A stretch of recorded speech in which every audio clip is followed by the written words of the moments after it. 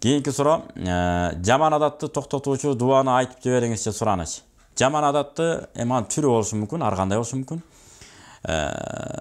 Ал нерсени ойдон чыгарып коюу менен болот. Жана жакшы нерселер менен алектенип, жаман нерселерди ойлонгонго убактыңызды калтырбай, жакшы нерселерди ойлоно берсеңиз, иншалла жана нерселер калат. Аны албетте эртең кечкисин арабча Кур'ан окуган үйрөнүңүз.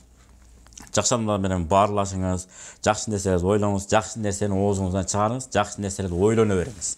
Анткени бир аалымдын сөзү бар. Адам баласы окуган китептерине жараша ой жүгүртөт.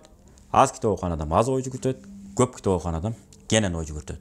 Ошон үчүн көбүрөөк китеп окуңуз, туура эмес нерселердин жамандыгы жөнүндө. Мисалы, намаздарга бекем болуу боюнча Имам Газалидин Мукашафатул Кулуб деген китеби бар. Жүрөктөрдүн ачкычы деп кыргызчага которулду.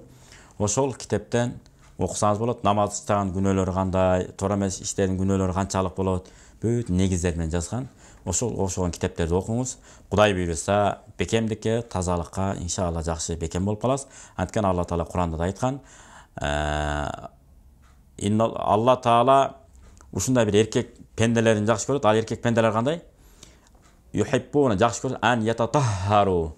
Тап-таза болуп жүргөн эркек мусулмандарды Кудай Таалам жакшы көрөт дейт. Мактап атат, көрүңүз. Мен жакшы көрөм деп. Демек, ички дүйнөнү, сырткы жүрүшүбүздү дагы тазартышыбыз керек.